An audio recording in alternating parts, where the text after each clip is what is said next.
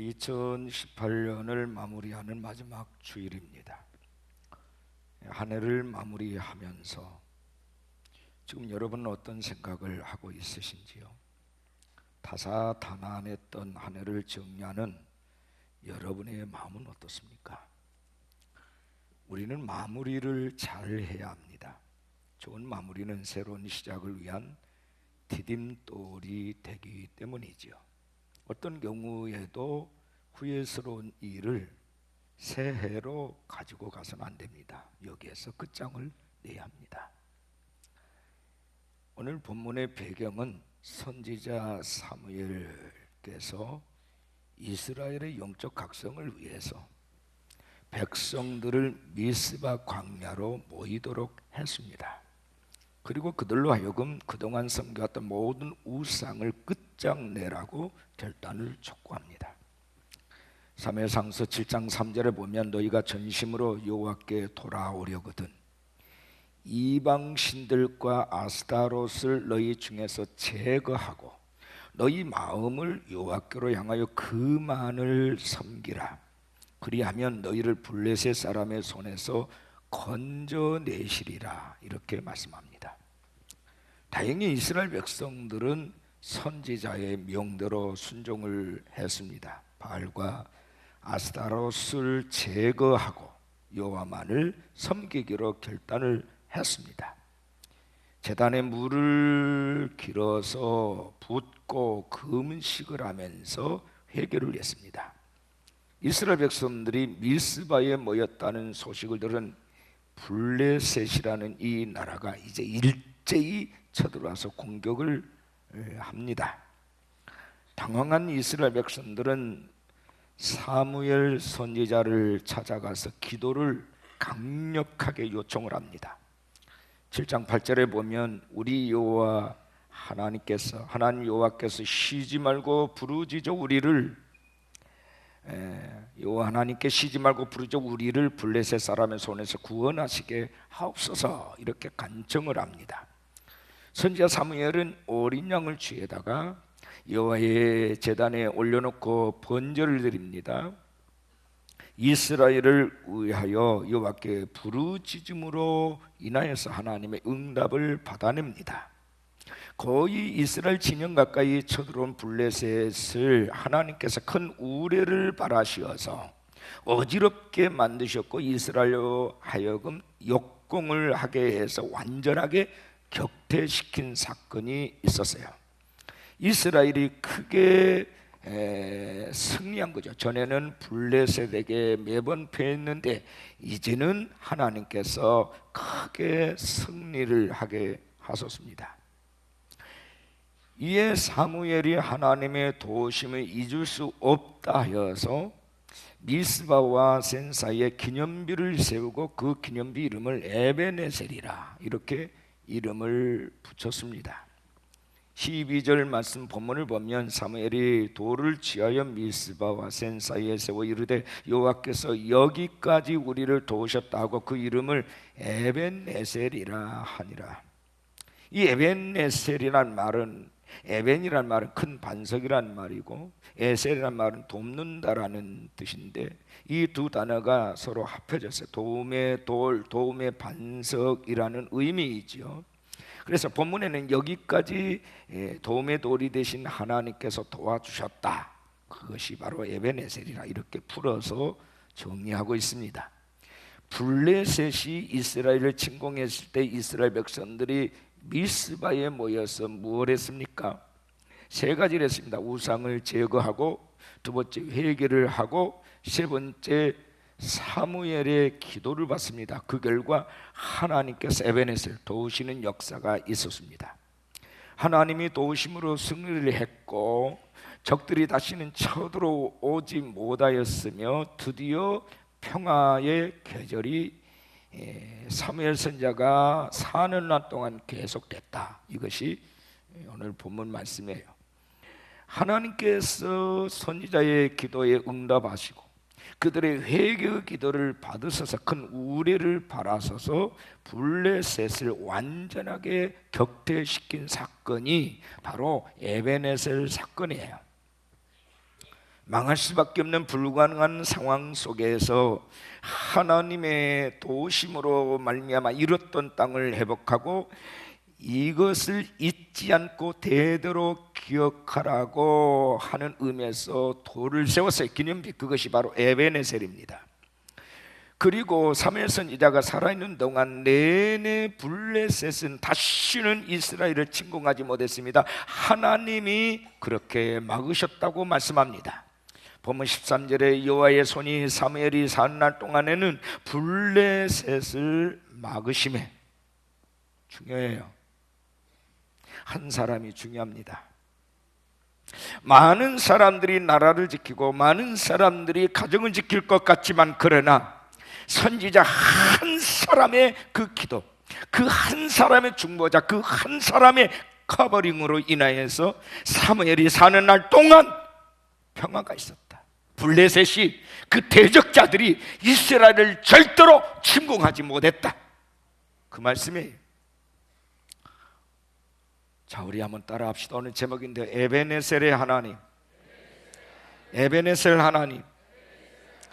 우리가 다음에 세 가지 마음을 가질 때 분명히 오는 새해는 복된 해, 성공적인 해가 될 줄로 믿습니다. 그 세 가지가 뭡니까? 첫째는 감사하는 마음을 가져야 된다는 겁니다. 에베네셀 기념비는 지금까지 하나님의 은혜로 살아왔다는 것에 대한 감사의 표현이에요. 이스라엘 마지막 사사요 지도자인 사무엘은 블레셋에 의해서 완전히 망할 수밖에 없었던 이스라엘을 하나님이 우레로 말미암아 그들을 격퇴시키고 구원하셨습니다. 에베네셀 기념비는 바로 이에 대한 감사의 기념비예요. 이처럼 오늘 우리도 지난 한 해를 돌아보면서 먼저 하나님께 감사하는 마음을 가져야 할 것입니다.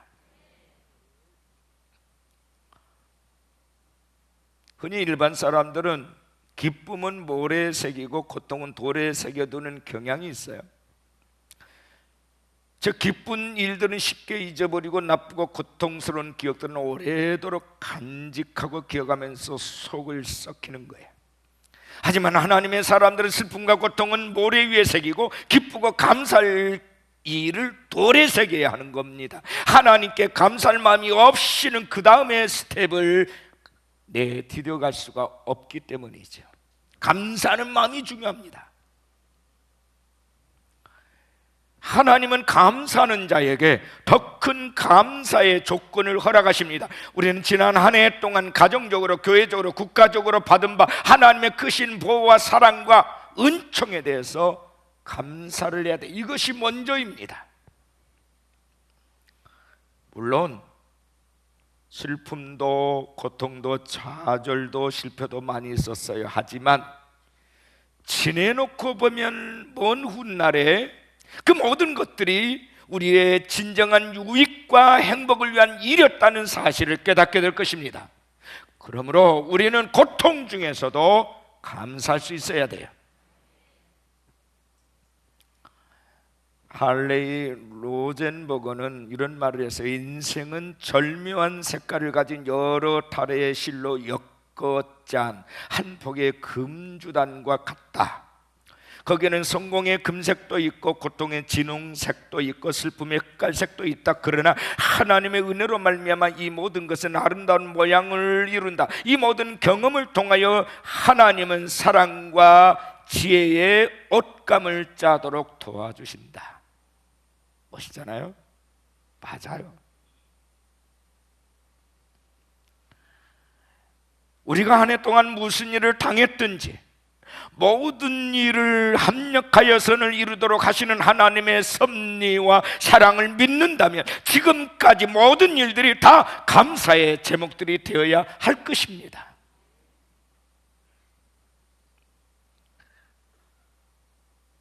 첫째는 한 해를 지켜주심에 대한 감사의 마음이 있어야 돼. 시편 17편 8절에 나를 눈동자같이 지키시고 주의 날에 주의 날개 그늘 아래 감추었다. 날개 그늘 아래 감추사. 하늘의 사람은 세상으로부터 많은 어려움과 유혹을 받았어요. 그리고 신앙을 상실할 지경에 이른 적도 있었어요. 그럼에도 불구하고 하나님께서는 우리를 지켜주셨고 무사하게 하셨고 안전하게 하셨습니다.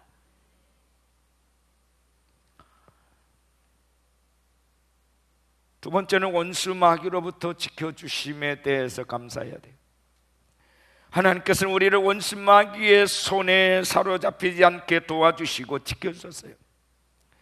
베드로도 고백했지만 원수 마귀는 운사자와 같이 삼킬자를 찾아 두루 다닌다고 했습니다. 만약 성도들이 혼자였다면 100% 모두 사탄의 손에 사로잡혀 사탄의 밥이 되었을 것입니다. 그럼에도 불구하고 지금 이 시간까지 우리가 하나님을 예배하고 그리스도를 구주로 고백하는 믿음을 여전히 간직하고 있는 것은 하나님께서 우리를 온전하게 지켜주셨기 때문입니다. 세 번째는 고난 가운데 함께해 주심에 대한 감사가 있어야 돼요. 살다 보면 좋은 일만 생기는 게 아니에요. 때로는 예기치 못한 위기와 역경에 처해질 때가 있습니다. 사도 바울은 하나님이 자신을 모든 악한 일에서 건져내어 주셨다, 이렇게 고백을 합니다. 실제로 그는 빌립보 감옥에서 찬송할 때에 지진이 발생해서 옥문이 열리는 놀라운 구원을 체험하기도 했습니다. 이것뿐만이 아닙니다. 돌에 맞기도 하고 수없이 배고픔과 위험과 강도 위험 속에서도 하나님이 지켜주셨어요. 사람이 한 것 같지만 그 배후의 원수 마귀가 아주 잔인하게 잔혹하게 바울을 흔들었지만 결코 흔들림이 없었던 것은 하나님이 바울을 지켜주셨기 때문입니다.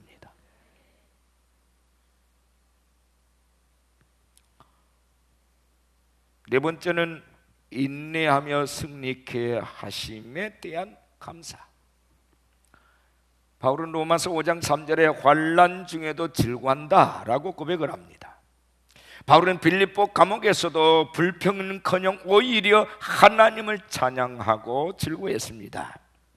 이것은 전적으로 하나님이 주시는 마음이에요. 하나님은 이렇듯 성도가 시련을 당해도 불평하지 않고 즐거워하는 마음을 갖도록 하십니다. 나의 의지가 아니라 하나님 그 마음을 부어주세요. 그래서 이기게 되는 겁니다.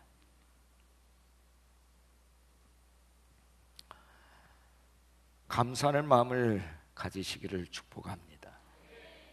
그 다음 두 번째는 잊어버려야 될 것을 잊어버리는 마음이 있어야 돼요.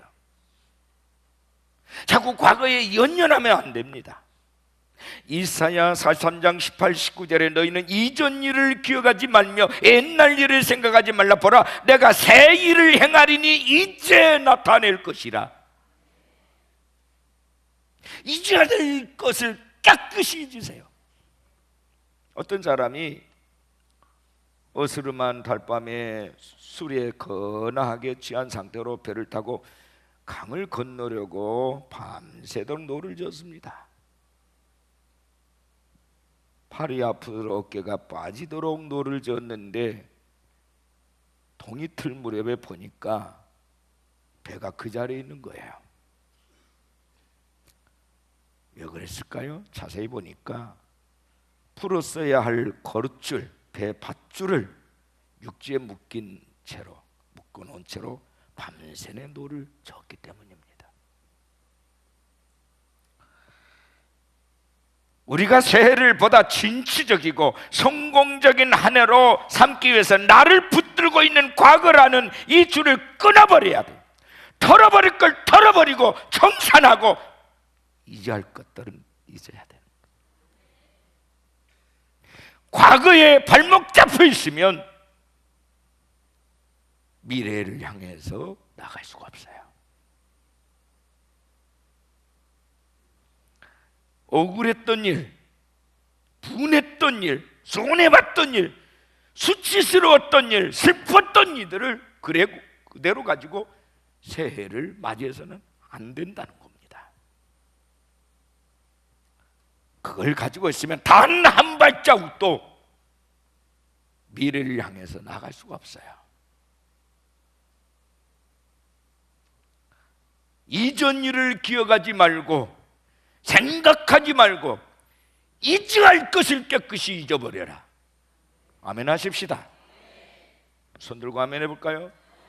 아멘. 주님 깨끗이 잊겠습니다. 과거는 과거일 뿐입니다. 과거가 나의 미래의 발목을 잡을 수가 없습니다. 그렇게 선포하십시오.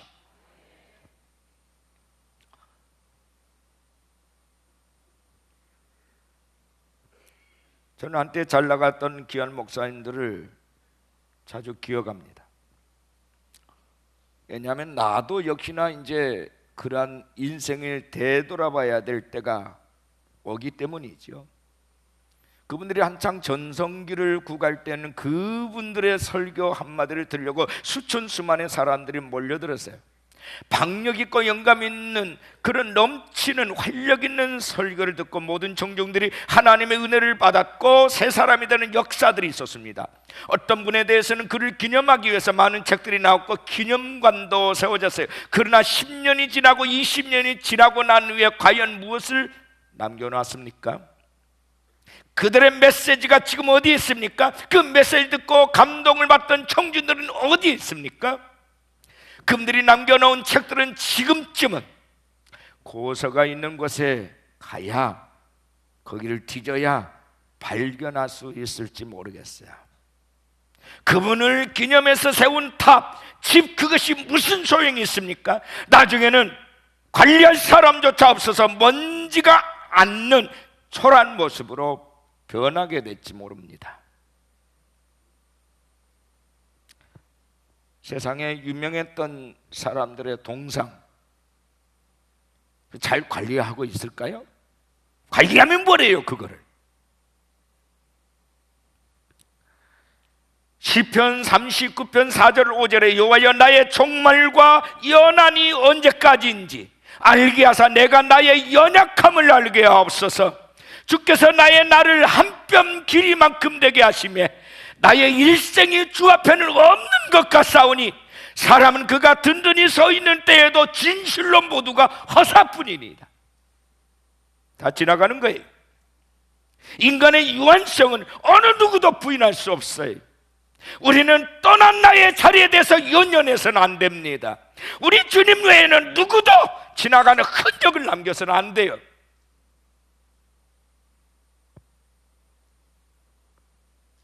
저도 마찬가지.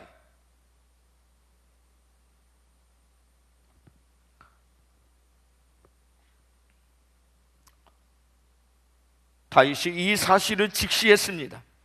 실존적으로 깨달은 거예요. 입만 가지고 말하는 것이 아니라 온 영혼이 진동할 정도로 이 사실을 깊이 인식을 했어요. 흔히 세상 사람들은 인생이 허무하다는 것, 인간의 성공이나 명성이 별것 아니라는 것을 몰라요. 근데 하나님의 사람들은 그거 알아요.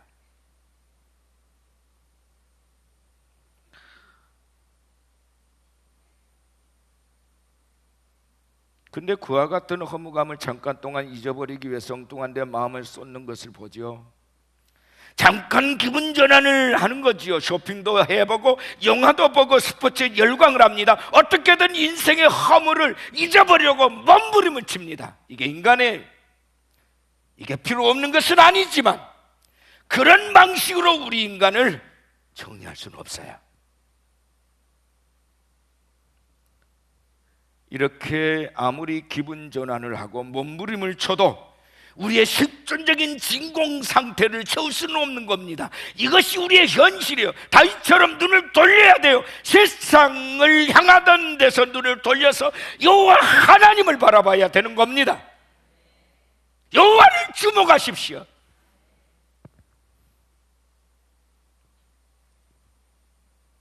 이전 세대를 다음 세대가 기억하지 못한다는 말씀은 진리예요.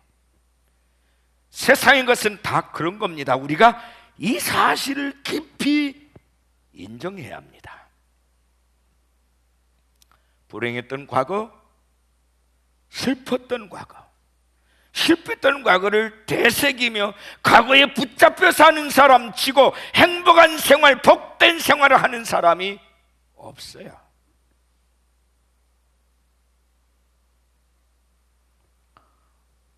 노르만 빈센트 필 박사는 사람이 매일 세수하고 몇 차례씩 손을 씻듯이 하루에 2번 이상 마음을 세척하고 정화를 해야 된다 그랬어요. 성경이 이거를 회개라고 하죠. 회개. 끊임없이 우리 마음을 정화시켜야 합니다. 냉철하게. 요즘 현대인들에게 노이로제라든지 조현병, 이른바 정신질환을 요즘 조현병이라고 말하죠. 이 조현병이 많습니다. 사실 이거는 마음의 병이죠. 동시에 이것은 영적인 병이기도 합니다. 왜냐하면 성령이 열면은 사랑과 희락과 평과 오래 참음과 자비 양성과 충성과 온유와 절제라고 그랬는데 이런 것과는 거리가 멀기 때문이죠. 성령이 주신 열매가 있다면 그런 마음이 우울해질 필요가 없거든요. 밤잠을 설치하던 이유가 없거든요. 근데 영적으로 병들었어요.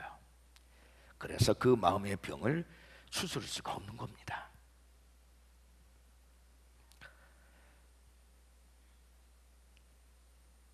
이런 조현병의 대부분이 과거의 일들, 과거의 사연으로 인한 상처와 충격들로 인해서 온 것들입니다. 손해본 것, 억울한 마음, 수치, 오난, 분노 등을 처리하지 못해서 오는 질환이에요. 그래서 병원에 입원하면 지난 일들을 잊어버리게 하는 약을 먹여주고 안정제를 놓습니다. 마귀는 불필요한 과거를 자꾸 생각하게 하고 고민하게 만들고 잠을 못 자게 합니다. 원수가 그렇게 해요. 긍정적인 마인드를 가지지 못하게 하는 불순한 생각들은 성령으로부터 오는 마음이 아니에요.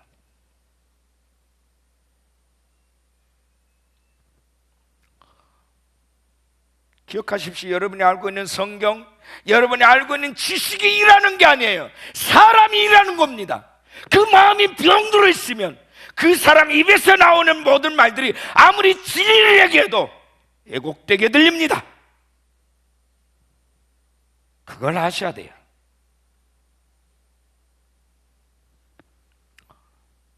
왜곡되게 말하고 듣는 사람도 그렇게 들어요.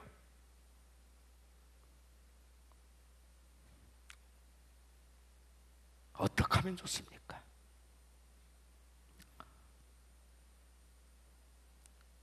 스탠리 스타인이라고 하는 사람은 한센병, 나병이라고 성경에 기록되어 있죠. 문둥병, 이것에 걸려서 오랫동안 고생한 사람이에요. 이제 눈까지도 멀게 되었을 때에 그가 자살을 기도하다가 여러 번 실패를 하고 이제 마음을 고쳐 먹었습니다. 다시 살아보자. 그리고 작가가 되려는 결심을 하고 작가가 되는 법이라는 책을 사가지고 왔어요. 비록 눈이 멀어서 읽지는 못하지만 읽어줄 사람이 있었기 때문에 낙심하지 않았고, 손가락이 없어졌을 수는 없었으나 녹음기가 있었기에 좌절하지 않았습니다. 그는 말했어요. 나는 잃어버린 것들을 슬퍼하는 대신에 아직도 남아있는 것들을 최대한으로 이용하려고 한다. 이게 바로 창조적인 사람이에요. 이게 바로 하나님의 사람들이 가져야 될 태도예요.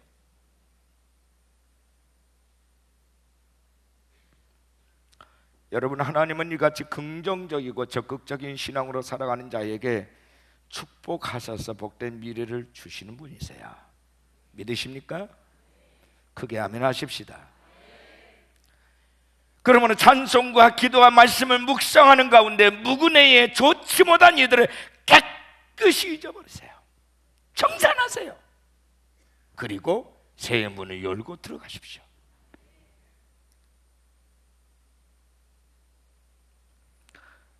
세 번째는 회개하는 마음이 있어야 합니다. 회개. 구애만 해서는 안 돼요. 돌이켜야 돼요. 사무엘상서 7장 6절에 그들이 미스바에 모여 물을 길어 여호와 앞에 붓고 그날 종일 금식하고 거기에 이르되 우리가 여호와께 범죄하였나이다 하니라. 여호와께 범죄했습니다. 회개는 하나님을 향하는 첫걸음이고 회개는 축복과 은혜의 전주곡입니다. 회개 없이 하나님께 가까이 나갈 수 있는 사람 없고 회개 없이 큰 은혜와 큰 축복을 받은 사람이 없어요.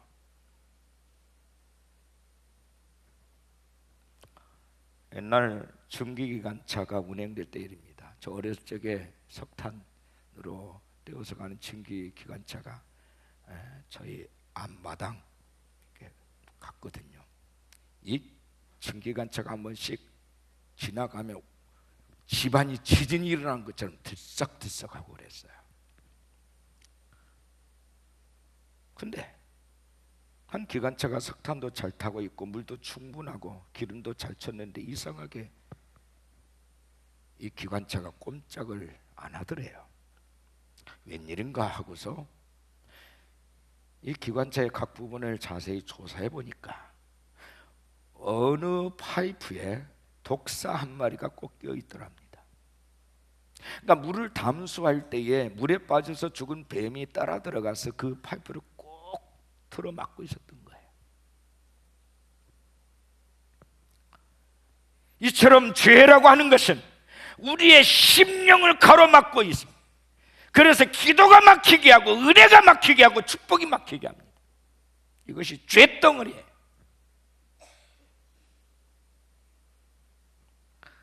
죄는 하나님과 우리 사이를 갈라놓습니다. 이스라엘 백성들이 자기들의 죄를 회개할 생각은 없고 기도에도 응답이 없으니까 이제는 하나님도 늙으셔서 우리의 기도를 듣지 못하시고 우리를 도와줄 힘도 없으신가 보다라고 말할 때 하나님께서 이사야 선지자를 통해서 이렇게 말씀하십니다. 여호와의 손이 짧아 구원하지 못하심도 아니요 귀가 둔하여 듣지 못하심도 아니라 오직 너희 죄악이 너희와 너희 하나님 사이를 갈라놓았고 너희 죄가 그 얼굴을 가리어서 너희에게 서 듣지 않으시게 함이니라. 죄라고 하는 것이 하나님과 우리 사이를 갈라놔 버렸어요. 우리가 아무리 소리쳐도 하나님이 들을 수 없어요. 막혀 있기 때문에. 하나님이 들을 수 없어서 안 들을까요? 듣지 않겠다는 표현이지요. 네가 뭐라 해도 나는 네 기도는 안 들어, 그 말이에요.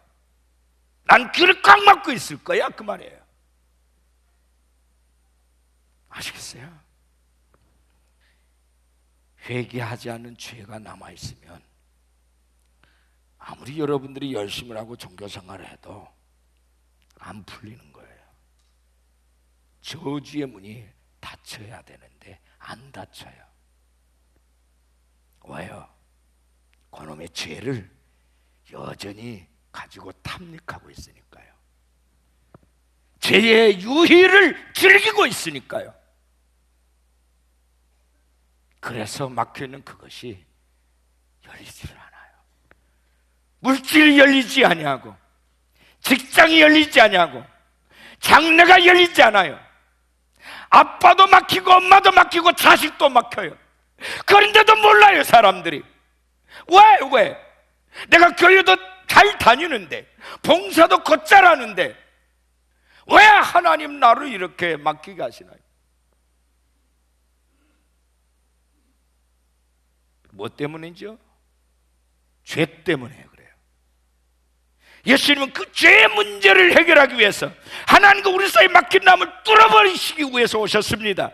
그것이 십자가예요. 십자가. 할렐루야. 모든 것을 뚫어버리시기 위해서 오신 겁니다. 모든 것을, 막혀있는 모든 것을,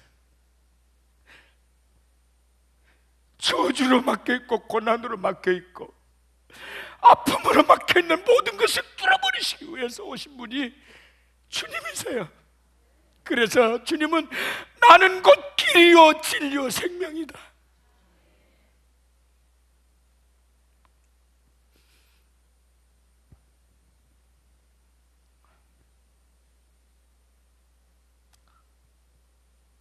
위대한 성도는 단 하루도 회개하지 않고는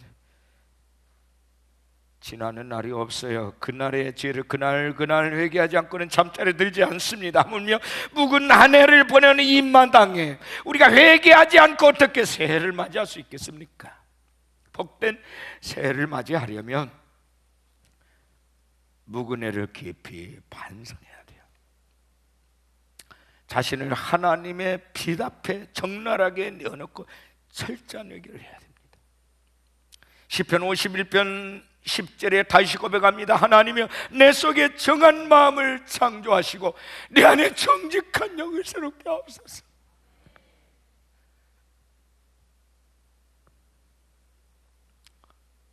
(50편 17절에) 하나님의 구하시는 제사는 상한 심령이라 하나님의 상하고 동의하는 마음을 주께서 멸시하지 아니하시리이다.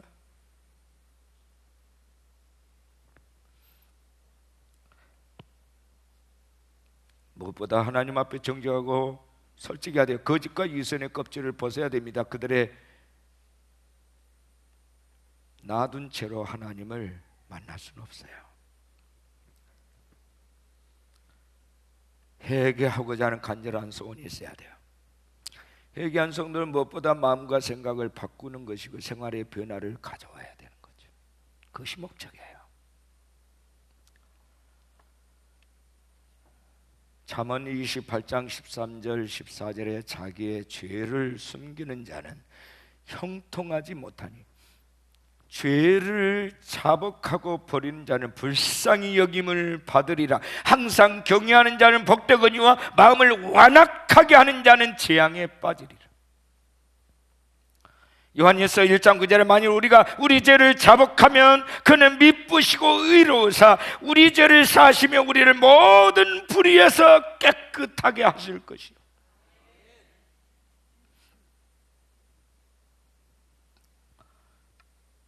우리가 전심으로 회개하고 우리의 죄를 자복할 때 자복하는 그 순간 예수님의 보혈로 다 씻어주시고 용서해 주십니다. 믿으십니까? 서울 명성교회 이혜원이라는 안수 집사님이 있어요. 롯데우유의 이사로 근무를 하고 있었습니다. 롯데우유 이사. 이분은 부인을 교회에 데려다 주면서도 10년 동안은 교회에 나오지를 않았답니다. 부인은 천국 가려고 하고 자기는 당신 먼저 가고 난 나중에 가겠다 하고서 부인은 열심히 10년 동안 차로 이렇게 데려다 주면서도 그는 교회 문을 열고 들어오질 않았어요. 그러다가 하도 재촉하니까 그 부인의 권면을 따라서 토요 남자 성경 공부반에 들어갔답니다. 소그룹에 먼저 들어간 거예요. 가서 보니까 자기만 지위가 높은 줄 알았는데 자기보다 10배나 나은 천하에 가장 잘 나가는 듯한 남자들이 거기 다 있더랍니다. 그분들이 아주 겸손하게 교회를 봉사한 것을 보고 이분의 심경에 변화가 일어나기 시작을 했어요. 근데 당시 롯데는 모든 품목이 다 잘 되는데 우유만큼은 다른 회사에 밀렸대요. 회사에서는 자꾸 압력을 넣지 실적은 안 오르지. 하는데도 되지 않고 힘이 드니까 대표이사가 너무 스트레스를 받아서 부임 1년 만에 죽었답니다. 대표이사가 죽고 나니까 이사인 자기에게도 불똥이 떨어진 거예요. 그래서 꼼짝없이 100일 동안 새벽 기도를 작정하고 나왔답니다. 연속해서 100일을 기도하고 또 50일을 더 기도했대요. 그런데 그해 놀라운 일이 일어났습니다. 이분이 기도한 중에 천하에서 지금까지 상상도 할 수 없는 새로운 우유를 최초로 개발한 거예요. 그게 바로 검은콩 우유. 광고 한 번 낸 적이 없는데 40일 만에 1천만 개가 팔렸답니다. 광고에 10배 효과가 일어나는 거예요. 그래서 전국의 검콩 우유가 강탈해서 얼마나 잘 팔리는지 한 달에 수천만 개씩 나가고 해서 다른 회사에 제일 밀렸던 롯데우유가 전국 최고가 됐다는 거예요. 그 검콩 우유 하나 때문에.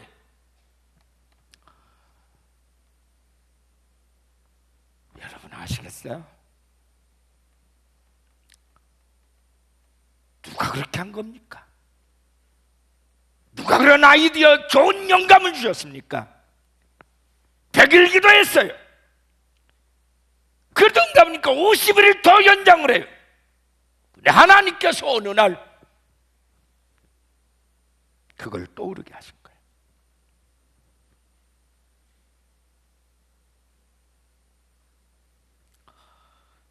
여러분, 이것이 기도의 위력이에요. 단 한 사람의 기도와 아이디어가 그 회사를 최고의 자리로 올려놓은 거예요. 단 한 사람, 단 한 사람. 하나님은 사무엘이 사는 날 동안 대적들이 이스라엘 침공하지 못하고 막으셨다 했어요. 그 한 사람이 되시기를 축복합니다. 할렐루야. 여러분은 가문 대대로 내려왔던 그 저주와 재앙을 끊어버리는 선지자 사무엘 같은 그 한 사람. 아멘. 하나님께 감사하십시오. 불평, 불만 드러나면 끝이 없습니다. 잊어버리세요. 그리고 철저하게 회개하는 자가 되어지시기를 주 예수의 이름으로 축원합니다.